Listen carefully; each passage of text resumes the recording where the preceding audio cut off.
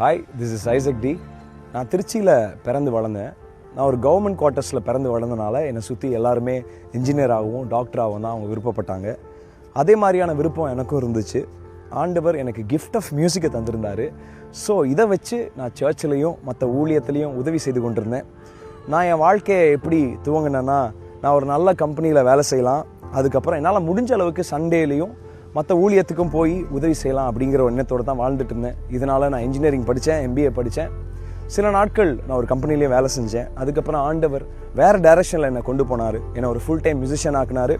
நான் பல பாடல்களுக்கு மியூசிக் அமைக்கவும் இயக்கவும் ஆண்டவர் கிருபை செஞ்சார். பல வருஷங்களாக இதான் செஞ்சுட்டு இருந்தேன்.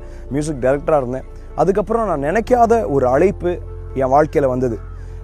சின்ன வயசுலேருந்து என்னால் ஒரு சென்டென்ஸ் கூட ஒழுங்காக பேச முடியாது. நான் திக்கி தான் பேசுவேன்.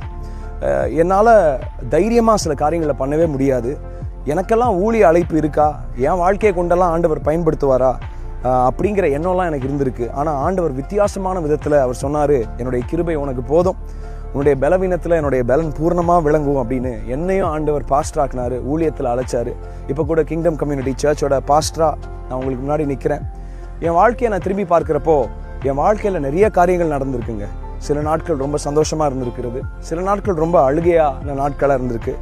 சில நாட்களை குறித்து நான் ரொம்ப பெருமைப்பட்டிருக்கிறேன், சில நாட்களை குறித்து நான் ரொம்ப துக்கப்பட்டிருக்கிறேன். நான் ஆண்டவரை சந்தோஷப்படுத்தியிருக்கிறேன், நான் ஆண்டவரை கூட துக்கப்படுத்தியிருக்கிறேன். சில நண்பர்கள் வந்திருக்கிறாங்க, சில நண்பர்கள் என்னை விட்டு போயிருக்கிறாங்க. சில நாட்கள் நான் நினச்சது நடந்திருக்கிறது, சில நாட்கள் நான் நினைக்காதெல்லாம் நடந்திருக்கிறது, இல்லை நான் நினச்சது நடக்காமல் கூட போயிருக்கிறது. இந்த மாதிரி என் வாழ்க்கை ஃபுல்லாகவே நிறைய அப்ஸ் அண்ட் டவுன்ஸாக இருந்திருக்கிறது. என் வாழ்க்கை கம்ப்ளீட்டாக ஒரு டைனமிக்கான வாழ்க்கைன்னு நான் சொல்லலாம். ஆனால் இந்த டைனமிக்கான வாழ்க்கையில் ஒரே ஒரு காரியம் மாத்திரம் நிரந்தரமாக இருந்துச்சு. அதுதான் இயேசு என்கின்ற நபர். என்னைக்கு என்னை பேர் சொல்லி அழைத்தாரோ, என்னைக்கு என்னை தெரிந்து கொண்டாரோ, அன்னையிலிருந்து இந்த நாள் வரைக்கும் என்னை அவர் கைவிடவே இல்லைங்க.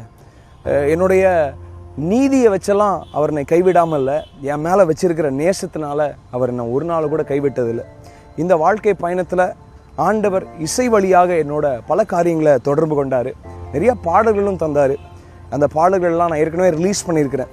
ஆனால் இந்த தடவை முதல் முறையாக நான் என்னுடைய பாடல்கள் எல்லாத்தையும் உங்ககிட்ட நான் கொடுக்கலாம், உங்களோட சேர்ந்து அதை பகிர்ந்து கொள்ளலாம் அப்படிங்கிற ஒரு எண்ணத்தையும் ஒரு விருப்பத்தையும் ஆண்டவர் என்னோட இருதயத்தில் அவர் போட்டார்.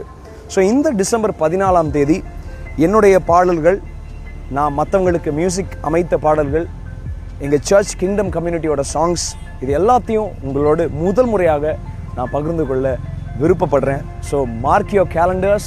டிசம்பர் 14ஆம் தேதி இந்த கான்சர்ட்டை உங்களுக்காக நான் என் சைட்லேருந்து நான் கொடுக்கறத ரொம்ப சந்தோஷப்படுறேன். என் வாழ்க்கையில் ஆண்டவர் செஞ்ச அற்புதங்களை விவரிக்கவும் சொல்லவும் இது ஒரு நல்ல தருணமாக இருக்கும். இதே போல் உங்களோட வாழ்க்கையிலையும் பயங்கரமான கதை இருக்கும், பயங்கரமான சாட்சி இருக்கும். நம்ம எல்லாரும் சேர்ந்து ஒன்றாக கர்த்தர் நம்மளுடைய வாழ்க்கையில் எவ்வளோ உண்மை உள்ளவராக இருந்திருக்கிறார் அப்படின்னு கொண்டாடுகிறதற்கு ஒரு அருமையான தருணமாக இது இருக்கும்னு நான் விசுவாசிக்கிறேன். இதை பற்றின அப்டேட்ஸ் அண்ட் மற்ற எல்லா டீட்டெயில்ஸையும் நாங்கள் வெகு சீக்கிரம் நான் உங்களுக்கு தெரியப்படுத்துகிறேன். Looking forward to see you all on December 14th.